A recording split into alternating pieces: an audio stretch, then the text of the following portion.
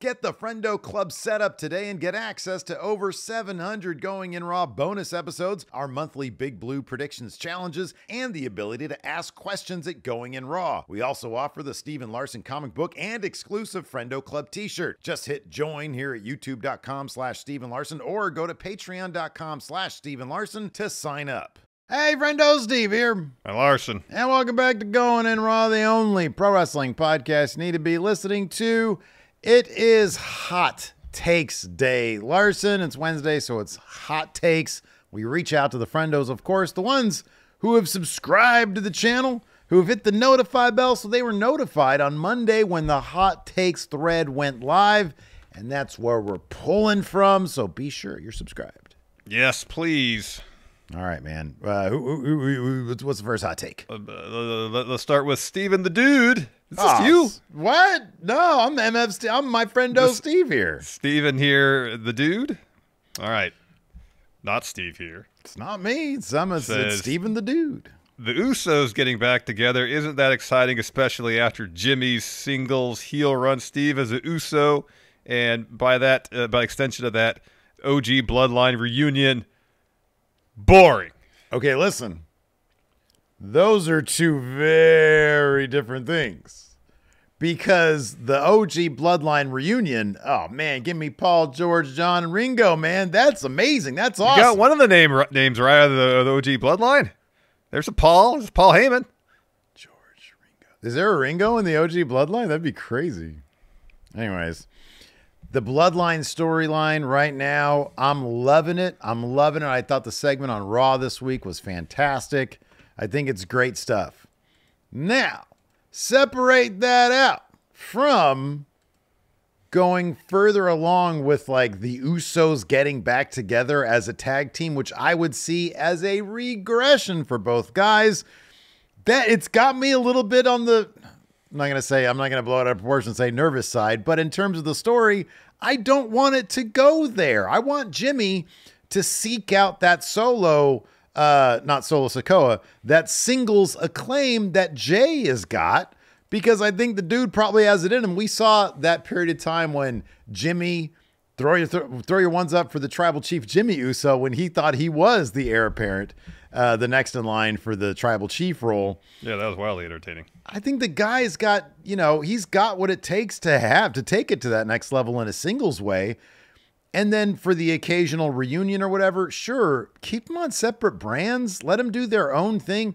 I'm telling you, man, I think Jay's only scratched the surface with how popular he can be. And my goodness, that dude can be super popular. So, yeah, I don't know. The OG Bloodline stuff, yay. OG Bloodline, yay. Usos get back together, no way. I just mentioned the OG Bloodline boring because that could be a thumbnail. Oh, title. Yeah. Boring? OG Bloodline reunion, boring? Not exciting? Yeah. Yeah. Anyways. No, I get the trepidation about the prospects of the Usos getting back together for a full-time tag team run after this OG Bloodline versus Bad Bloodline feud comes to a conclusion. Because, yes, it's a step back for both Jay and Jimmy. Ideally, I've said this before, after War Games, whether the story continues or not, everybody involved in it will hopefully be on to better things. Yeah. For Jay, that'd be going into the world title scene and maybe winning. Mm-hmm. For Jimmy, that's actually achieving some measure of single success by himself. There was a great Twitter thread. I think someone mentioned in the chat during a Raw review today. They sent it to you. I don't know if you got a chance to look at it. Saw it this morning. Talking about how Jimmy has just been been passed by so often. He hasn't been the chosen one. Roman chose Jay initially to be, his dude, right-hand man. Yeah. Solo didn't choose Jimmy. Mm-hmm. Jay even didn't choose Jimmy. Yeah. And so he's got that void in him that needs to be fulfilled. And I think perhaps the best way to fulfill that is some singles accomplishments. Yeah, sure. He goes out there and has some measure of success that's close to what Jay's doing. Mm-hmm. That would be my preferable direction for the story. The OG Bloodline stuff, the reunion's been fine. The segment on Raw was really good. They speedrun some of this. It'd be cool if they could milk some of these moments a bit more, build a little more drama leading to these moments. Sure. They haven't, and whether that's because based on the timeline they have, because they need to get this all in before War Games, whatever. I get it. People are invested enough; they'll look past maybe some moments feeling huge, but not exactly in the way they used to. Build to them and take their time building to them. But if it's simply a reunion to get back together for War Games and then all kind of go their separate ways, all right, I get it, cool. But for the most part, it's been enjoyable. The moments have felt huge. Yeah, absolutely. Yeah, they have. They totally have. Next up, we've got more Jey Uso. Jay Harmo 2 says, the one who should dethrone Cody as champion is Jey Uso. He is He is the protagonist in the Bloodline storyline, and the story should end with him, Jey Uso, becoming champion.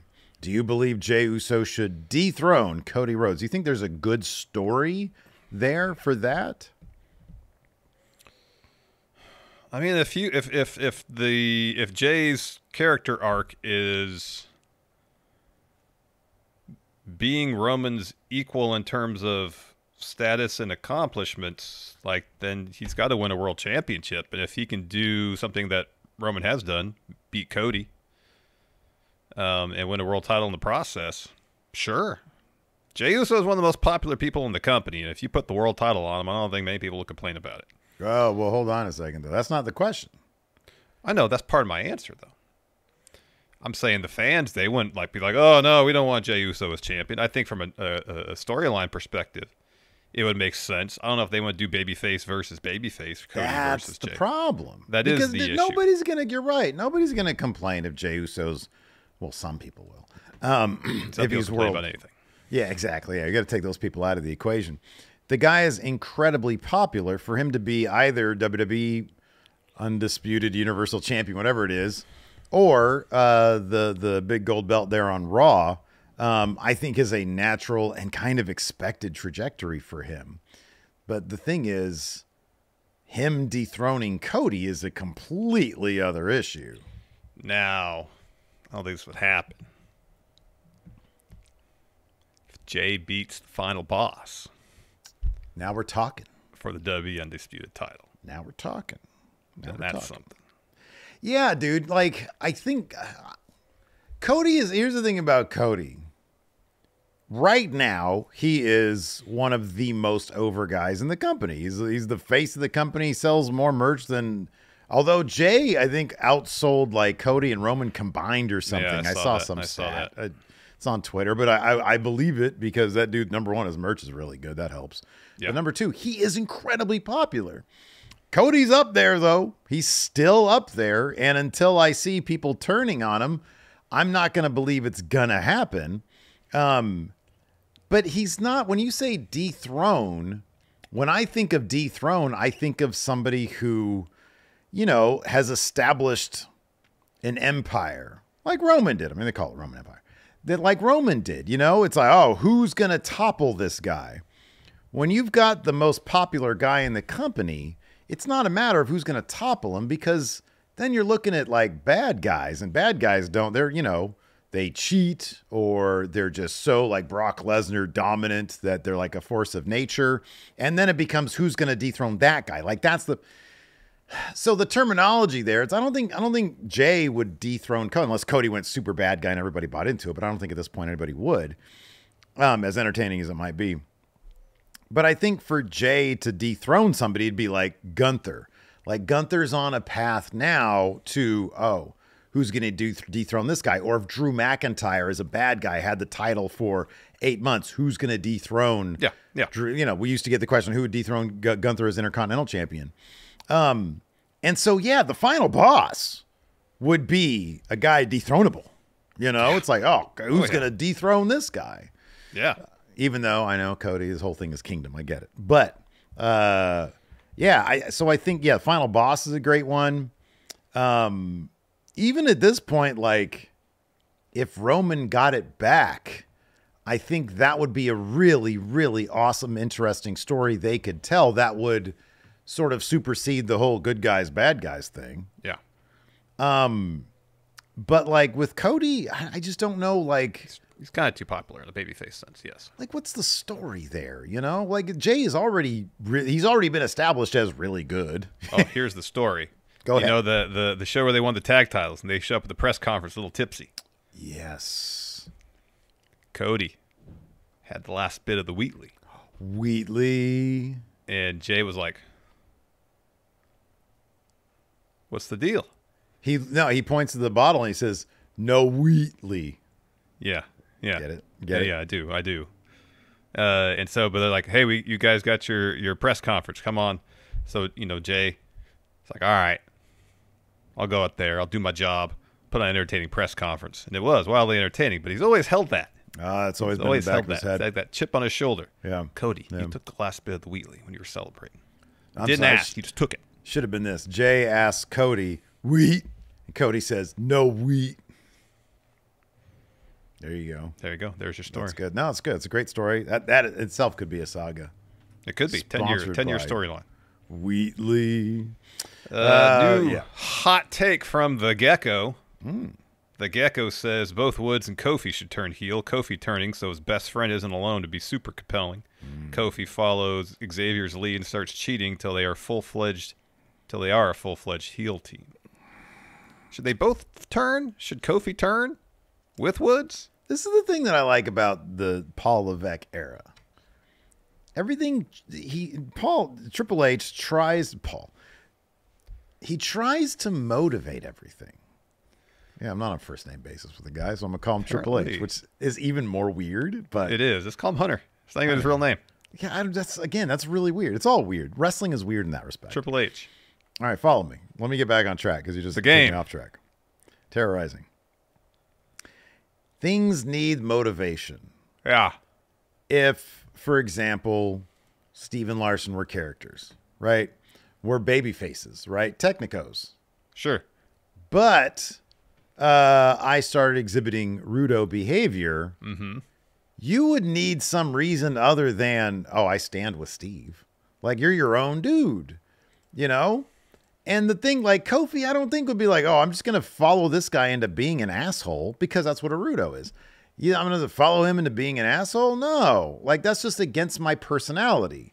So I don't like the idea of Kofi just like, oh, I'm just going to go along with this because he's my friend. It's like, what are you doing? Why are you acting like that's the normal thing is for someone to be like, why are you acting like an asshole? Xavier Woods has really wonderful motivation. Insecurity. I've never been world champion. And you have. And now that kind of bothers me. And you don't understand me. You don't understand why that gnaws at me. You're not getting it. And that's why I'm acting out. And so Kofi really should, in my opinion, bend over backwards to try to accommodate Woods. He got him an Intercontinental Championship shot. Yep. You know, like he's gone through that and Woods isn't seeing it and he continues to be eaten alive by his own insecurities. And that's why I think a split should happen. What story beat could there be told, though, where Kofi turns into an asshole also, though, Larson?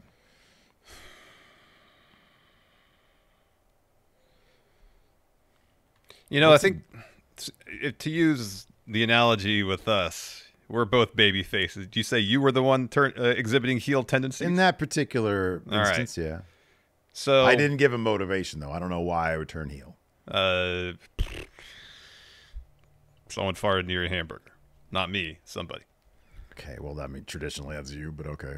But in this instance, not me. I know it Okay. seems it's beyond belief to think that could occur, but in this instance, let's assume that's So you're the case. saying Larson, no way. Larson, no way. Okay, No farts. no farts. No farts. So if it's a situation where you start exhibiting heel tendencies, I take issue with it. And I know it's not as simple as, hey, you're my friend, so I'm going to follow you regardless because you're my friend. It gets a little trickier when, and you know, this is an exact analogy, but you know, I think there's a case to be made. You and I are not just friends, we're business partners. Oh, yeah. You know, so it's not as simple as I stop returning your phone calls because then my pocketbook's affected. Yeah, right. You know, and that could be Kofi's outlook as well. We, the New Day, have achieved so much success together. I became world champion as a member of the New Day. We've become one of the most dominant tag teams in WWE history together. And it's hard to walk away from that. It's not just a friend thing. Yeah. It's like this has been, without a doubt, the most successful period of my career, being with you and being with Big E.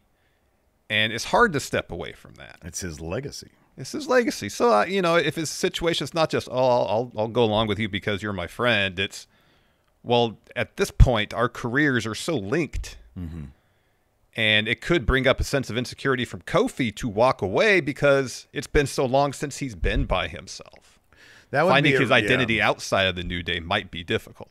That's a really cool, interesting. That's a really interesting idea to explore, because then him behaving in a way that he doesn't want to behave, in a very reluctant manner, you know, he's basically violating his own principles because of that. And what would that push and pull look like? You know, it's like, yeah, I'm going to cheat, but I'm not into it, and I feel racked with guilt over it, and then you start falling apart. Yeah. Yeah, that could be really fun. Interesting stories could ensue. That could be really good stuff. I like that. Hot take. Hot take. From Eastside Reviews. Shawn Michaels is the best booker in American wrestling today, in particular with regards to women. The women in NXT all have stories going on, have interesting characters, and don't have to rely on the belt to generate interest. Yeah. Triple H is weirdly inconsistent with how the main roster women that aren't Rhea Ripley are booked, and Tony Khan seems incapable of booking women well over a long period of time. I feel like AEW is getting better. Yeah. They're getting better.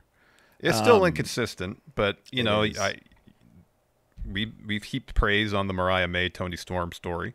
There's been that the Mariah May arc has been particularly well done since her arrival in AEW. Yeah, and I think what Athena's doing in Ring of Honor, it's a bummer it's not on cable TV. Yeah, has been extraordinary. You don't get no points for that one. Thunder Rosa and Deonna Purrazzo had extended feud. That unfortunately took place entirely on Collision and Rampage. Yeah, right. You know, I think AEW and Tony Khan are making progress in terms of being more consistent with the stories, being more consistent with a decent amount of TV time.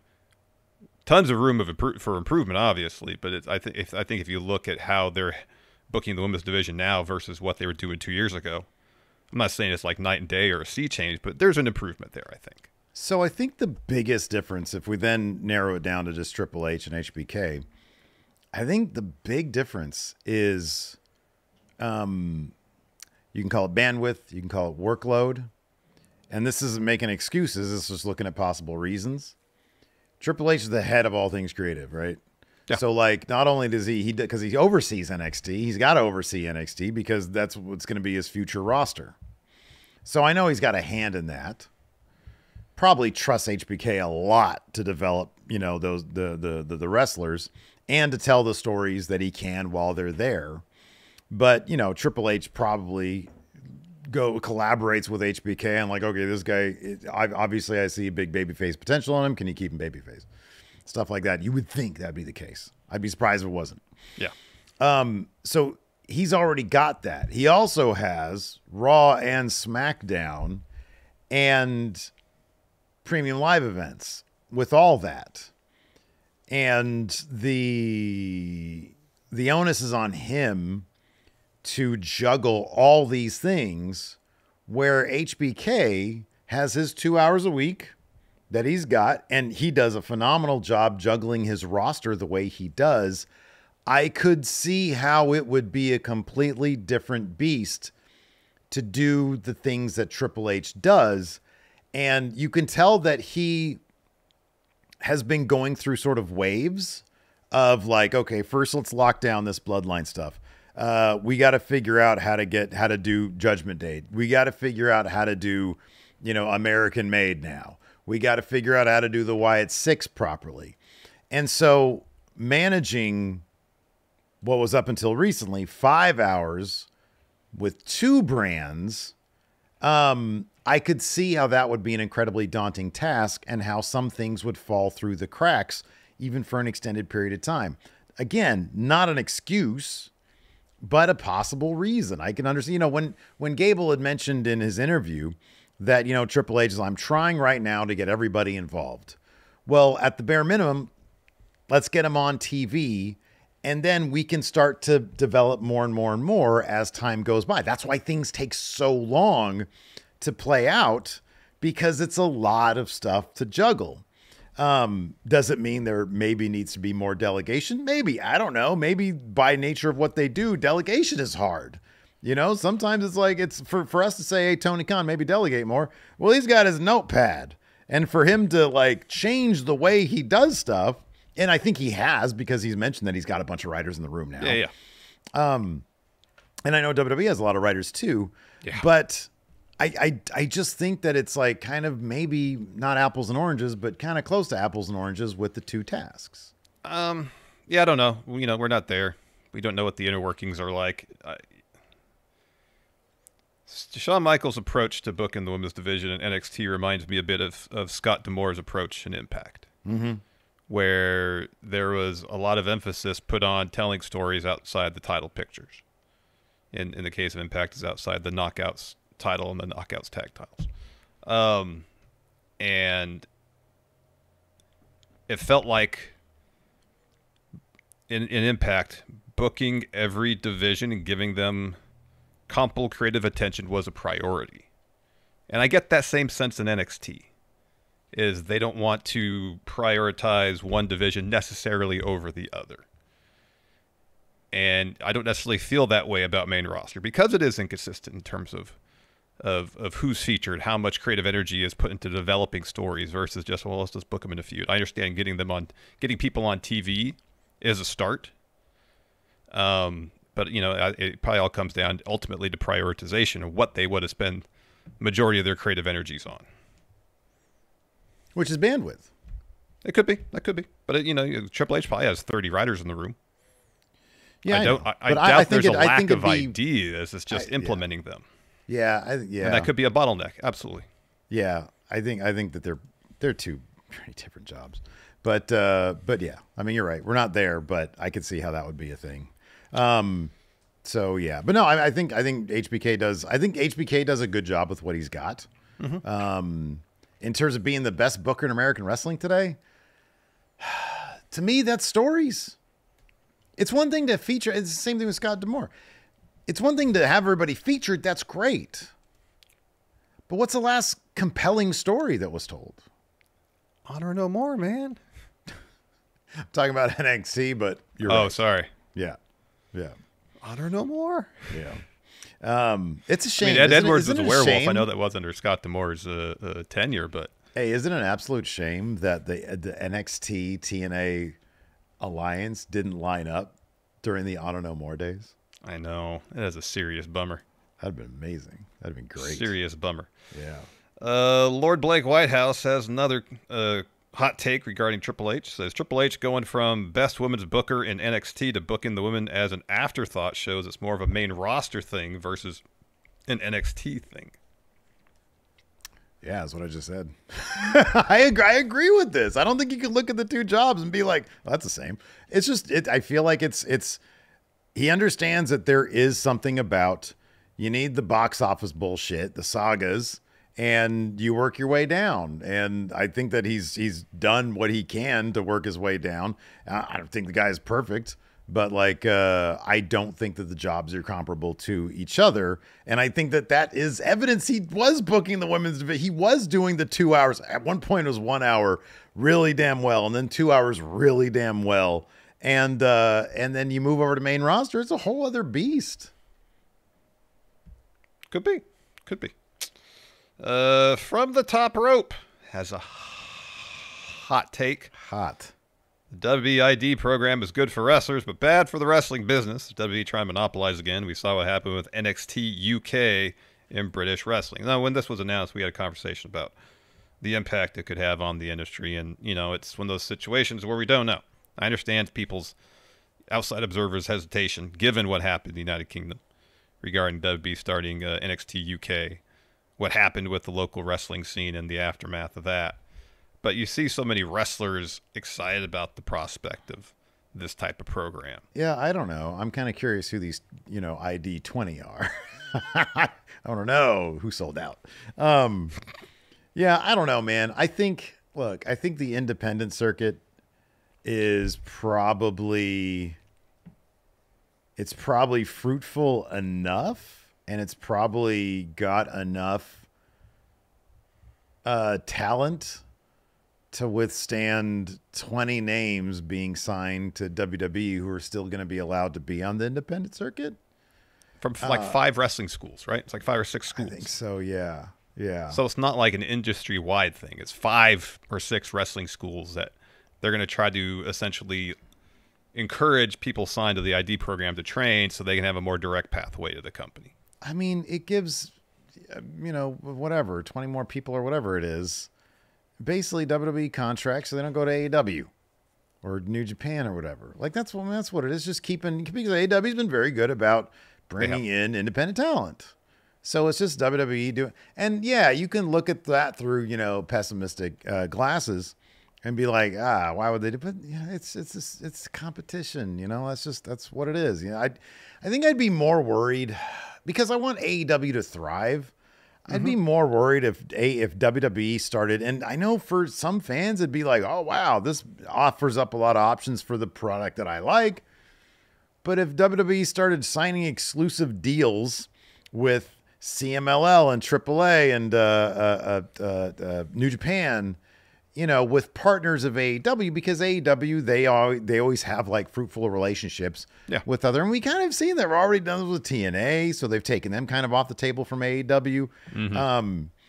And so, if they just left, but AEW, they can look, I hate to say this, but it's like, if you want to get ahead of this, do the same thing.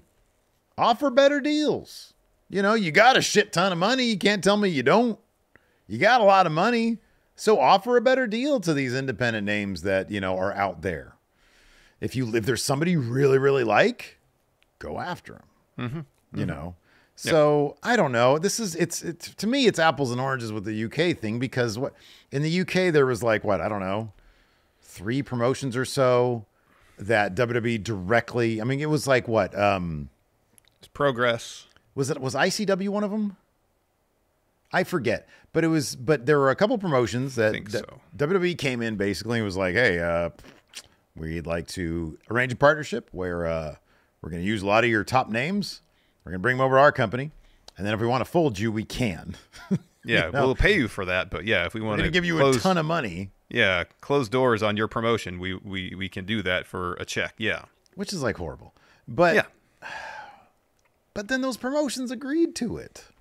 And those wrestlers all decided to take a big ass paycheck to go to NXT UK. And I don't know if it was that large of a paycheck. It wasn't. Yeah. I know. I knew you were going to call me on. I know. But hey, a stable paycheck. Yeah, more than as Dave Gilmore said in that Pink Floyd thing, breadline. We were breadline or less. That's how much they were making in the early days. So I don't know. I mean, I hate to be like, oh, it's a free market. Because I think that the wrestling industry needs to be protected to a degree from predatory practices. Absolutely.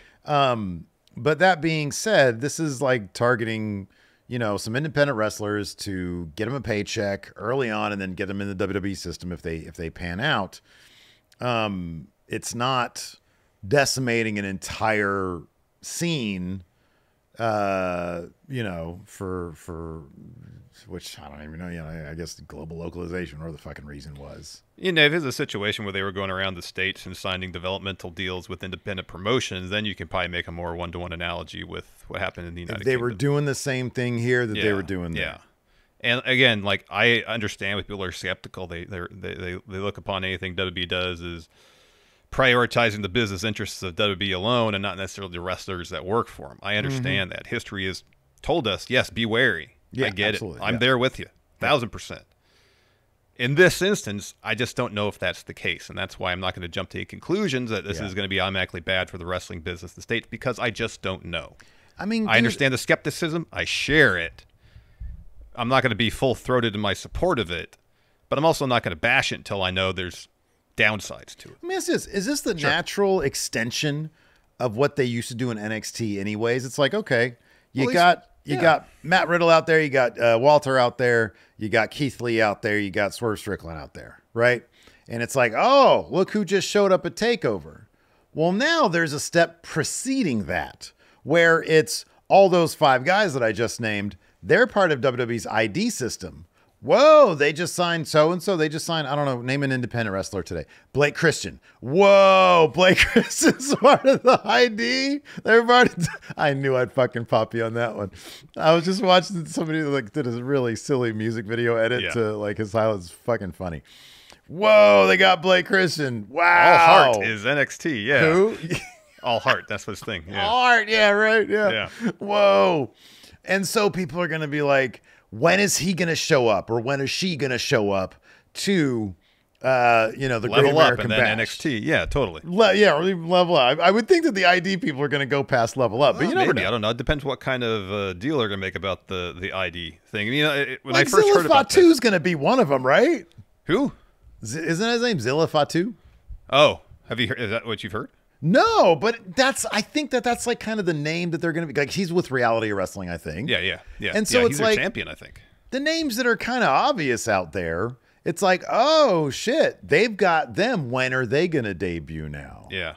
So I don't know. I kind of just see it as the natural extension of what they were doing in NXT, anyways, which is just doing what they should be doing, signing up good names.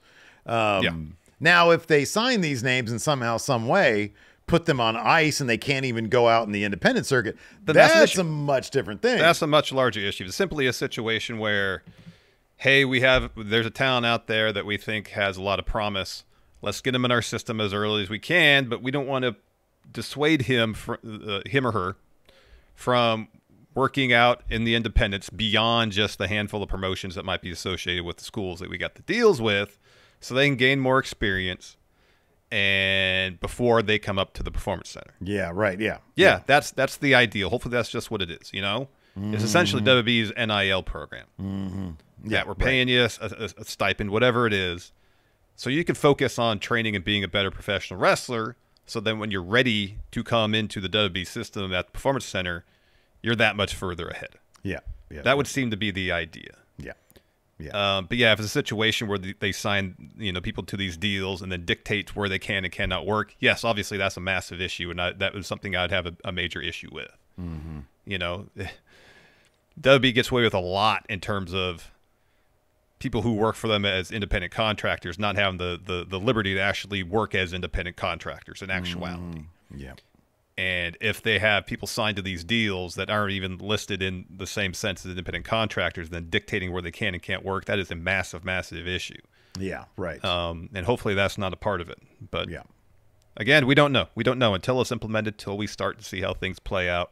We don't know what's going to be the upsides, the downsides, any of that. I get the skepticism. Wouldn't it be interesting, though, if like, hey, I get signed Steve. Oh, shit, get signed to WWE ID. Wow, 46 years old. Crazy. Living his boyhood dream, which wasn't even my boyhood dream. It was be a ninja. Although I guess I could do that now in the WWE. Could be. So I go to like Action Coast Wrestling, and I'm like, hey, what's up, everybody? I'm being booked here. Bad news, though. No, I'm not going to take a loss to Joe DeSole because I'm part of WWE ID. And then the booker's like, well, shit, I was going to have you lose to Joe DeSole. I wonder how many complications there are going to be with that. Or yeah, that's another thing. Yeah. AEW already probably deals with that, Yeah, I'm or sure the they do. wrestlers we saw that, that go. We saw that when AEW contracted talent wrestled in GCW. They didn't lose, Yes, yeah. Yeah, that'd be another issue where if that not only are they dictating where they can and can't wrestle, how the matches are going to go. Because yes, if people being signed to these type of deals are going to cause headaches for promoters, guess what? They're not going to be booked. Yeah. Outside of the whatever promotions might be associated with the schools that are entered into these deals with WWE. Yeah. And in which case, the whole point of going out and being an independent wrestler is to get as much experience wherever you can. Yeah, not just at one place. Yeah. So I don't know. Yeah. Again, I get the skepticism about. Oh shit! No, sorry. WrestleObs it says Zilla Fatu hints at involvement with the WWE ID program. Yeah. But he's the reality of wrestling champion, I think. Yes, right. Yeah. I get the skepticism. I'm right there with you. But until we see how this plays out, I'm not going to be like, this is bad. I just don't know. Yeah, right. Yeah. I don't know. Yep, I agree with that. Skepticism well founded, but again, I don't know if we can just be like, oh, it's WB. This is an awful idea. Yeah, I don't know. Another Brian hot Saber, take. Yes, hot take, says, in light of the recent WB releases from this past week, I feel like there should be a clause in every wrestler's contract that allowed them to walk away if they haven't been meaningfully used for a set period of time, no strings attached. That'd be great.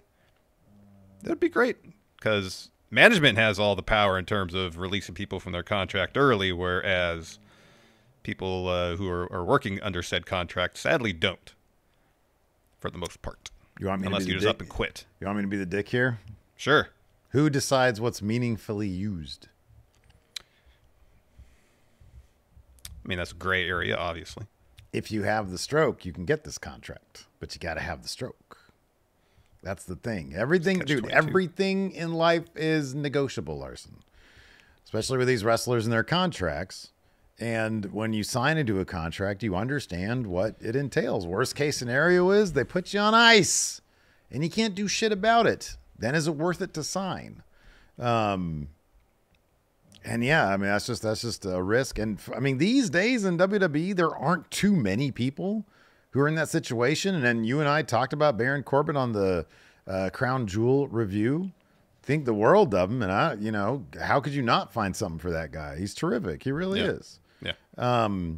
But yeah, I mean, when you start talking about, well, I think contracts should be like this, I think contracts should be like that. It's like there's a whole, there's decades and decades of like precedent for why these contracts are the way they are. It's just not realistic to expect that to be the case. I understand that. Also, historically speaking, it's been labor for the most part that's had the raw end of the deal in terms of contract flexibility. You know what'd be awesome? Is if there is some sort of mechanism by which a lot of the labor could band together and get themselves better deals where, terms like meaningfully used were well defined, and they would have representatives for those people. Delegates, That'd be great.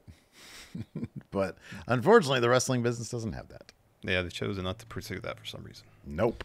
Maybe someday. Blair Dowker, hot take. Ratings of a wrestling show are no longer a good indicator of how popular it is. I think it's just one of several metrics to determine how. Let me throw this one at you because. Okay. Yeah, you're right. This is kind of, I'm not going to say it's an obvious one, but like when you incorporate ratings, YouTube views, social media metrics, all that stuff, illegal Twitch streams, whatever. Sure. When you all the illegal streaming services, right? Stream East, whatever. When you put all that into a giant pot, I think that's probably the metric for popularity. How many eyes are on your product? Yeah, DVR right? numbers, all that. Yeah. Let me throw this one at you, buddy. Sure. What if I amend this hot take here? What if me and Blair here collaborate? All right. Ratings of a wrestling show are not a good indicator for how cool a product is. Okay, I could get on board with that. Well, let me ask you something. Is AEW cool, Larson? No. Why do you say that? It's kind of undefinable in some sense because when they started, this is what it is. When they started, they were cool because they were the upstart. They were the disruptor brand. Okay. They had momentum because they had cool names behind them. The Elite. There was excitement about the mere existence of AEW as an alternative to WWE. You could feel it in you could feel the buzz. Internet community. Yeah. You could feel it. People were excited. We were at the first All In. You could feel it. Diehard fans, right? Yeah. Hot environment in terms of those diehard fans expressing their diehardism. Here's another thing. I think a lot of people were excited about the prospect of AEW because it offered a platform to explore pro wrestling in ways that hadn't been seen in WWE and fulfill the promise of WWE where some people have been let down by it. Again, an alternative to WWE. Then once, for a variety of reasons, the bloom have kind of come off the rose with AEW for a variety of reasons. Up and down creative, the brawl out stuff. The narrative that it was backstage at AEW was not as cohesive as we were led to believe at the beginning of the company. Let me ask you this. Sure. Trying to assess the cool value, not necessarily you're giving a really good history of the cool index here. But trying to assess the cool value of something. Because I was thinking about this. I'm not going to tell you why I was thinking about this, but I was thinking about this. I was watching ECW. Yeah. Small venue, hot crowd. Fans were really into it. Yeah. Ratings for shit because they were on syndication or whatever. Yeah. Whatever. Couldn't compete matter, no. at all, right? Didn't matter. They were cool. We knew they were cool. You can't Word look of at mouth. Raven and not be like, oh, this guy is super cool. Well, it was word of mouth. You'd see magazines and write-ups on that, and you'd hear about ECW before you ever saw it. Yeah, right.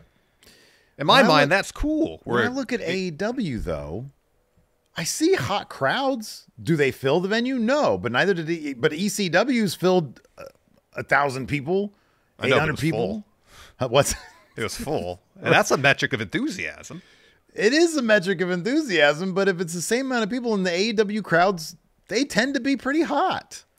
Well, they got to mic their crowds better. They got to mic their crowds better too, because it sounds like there's 10 people in there sometimes. I swear, you can hear whole conversations. They're just spread out. When Orange Cassidy dropped that promo, people were really into it in the venue. The big AEW fans were really into it.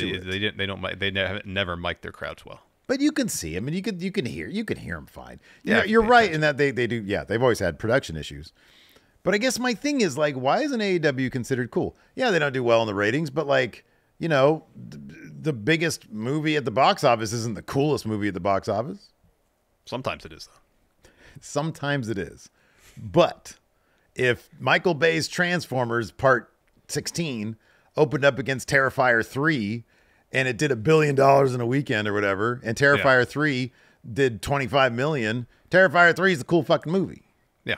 Right? That's the one people are talking about. Yes. Yeah. That's the one that's generating the conversation. I think early days of AEW is the conversation around AEW's the possibilities. And now the conversation is, oh, it's a shit show. But yeah, but you don't think some of that is driven by disingenuous takes? Oh, some of it is. Some of it is. We look at those disingenuous takes on the regular over at Friendo Club. Look, I'm not saying AEW is cool. I'm not saying it's not cool. I'm saying I look at AEW as it used to be. I look at AEW and I see hot, small crowds spread out over large venues. Like NXT. Is NXT cool? A lot of people claim that it's cool. I don't know. Look, the irony of two mid-40s white dudes discussing what is cool and what is not cool is not lost on me. I'm just throwing this out there because I was thinking about when I was watching AEW. I was like, I was just watching ECW. Crowds were hot there too. AEW has hot crowds. They're just really spread out. Yeah. They get watched by what, 600, 700,000 in a single viewing live. We're not even talking about extrapolating out to 3 days later or a week later. Yada. Right, all that stuff. YouTube views, exposure. I don't know. It's an interesting conversation because I feel the same way in terms of the conversation, but so much of the conversation can be manipulated by social media. Oh, absolutely. I don't disagree with that. I know that. So much of what contributes to cool factor is perception.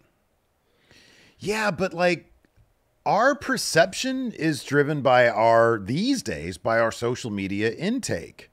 It's driven by the Stephen Larson echo chamber as well. When we talk about stuff, we see our audience talking about stuff in a certain way, and it all kind of feeds back on each other. Yeah, so, no, but I mean, like that, there's echo chamber. Like everybody exists in some measure of an echo chamber. Yeah, right. And I think it's perception. I think it's the nature of the conversation about whatever is perceived to be cool or not cool. Mm-hmm. And yes, there's in the world we live in today, social media has a bearing on that, and unfortunately, disingenuous actors can play a role in driving a narrative. Yeah. But even I think even if you take that out of the equation, you look at the energy and enthusiasm behind AEW in the early days compared to what it is now, and it's not the same. Mm-hmm. And you can notice that outside of social media. I think crowds are smaller, the TV numbers are not what they used to be. Those are very concrete kind of metrics to say the enthusiasm for this product is not what it used to be. Comparatively speaking, you can look at the comparisons. Yes, that's what I'm saying. Sure. In hard data. Yeah. Not whatever somebody's take is on social media. And you counter that. I'm not trying to make the case that WWE's cool. You counter that with WWE where all of their numbers It'll be super cool. on the rise. What are you talking about? And so you get the perception is that WWE is, as much as anything now can, in the world of wrestling, capture the zeitgeist, whereas AEW hasn't. AEW, And no way. 5 years ago, that was inverted. Mm-hmm, yeah. I don't know if that answered your question, but that's best. No, it's an incredibly abstract thing to discuss, but it got me thinking, and then I wanted to get your thoughts on it, and I did. There you go. I just I said, hey, is AEW cool? No. No. Hey, cool, no. AEW, no way, according to Larson. Nope, not cool. They can be cool again. It's not as cool as they used to be. Last hot take here from Mike Romo. Yeah. Says wrestling storytelling would benefit from normalizing losses a bit more. It would add more of a real sports feeling, and there'd be more of an unpredictable atmosphere, not to mention distraction or roll finishes are just so tiresome at this point. Normalizing losses a bit more. You know, I did really appreciate that someone like Will Ospreay, who I'm sure if it was up to Tony Khan, he would book Will to win everything. Yeah, right. Will Ospreay would probably be AEW champion right now if Tony Khan had his way. You need strategic And Will is like, losses. Hey, I'll take some L's if it betters some stories. If it's better for the company, yeah, have me lose. Mm-hmm. Because at this point, beating Will Ospreay is something. You know, so I don't have a problem with people that are in the upper card, main event, upper mid card, taking losses so long as they are meaningful and impact stories being told. You have someone like Chris Jericho losing to basically everybody. There's no impact for it anymore. Mm-hmm. Yeah, right. Yeah.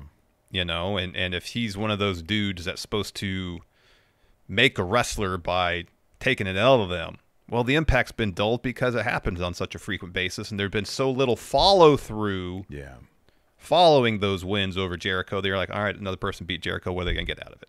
It's an intricate web. It is. You know, it really is. It's a tapestry, if you will. But yeah, I don't know. What was the original? Yeah, normalizing losses a bit more. Yeah, I mean, I do think that WWE in general, because I mean, that's the primary thing. You know what they'd really benefit from? What I think would be really cool to give it that sports feel is that like post locker room press stuff. You know, like New Japan does. Yeah, like, hey, Gable, you just lost to Dragon Lee. How do you feel? He's like, I don't feel too bad. He was a dragon. You know, odds were stacked against me in the first place. He breathes fire. I mean, what chance do I have? Right. I didn't want to be victim of fire breathing dragon. So yeah, no, I could agree with that one. That's a cool one. Anyways, that's going to do it for this episode of Hot Takes. I think we delivered on some hot take discussion today, Larson. I don't know. Was today's episode cool? I mean, how cool can we be, honestly?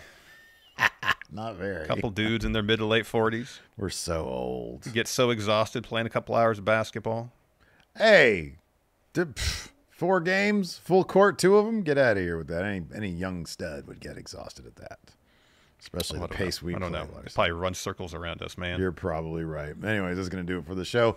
Let us know what you guys think in the comments below. Till next time, we'll see you guys around. Goodbye.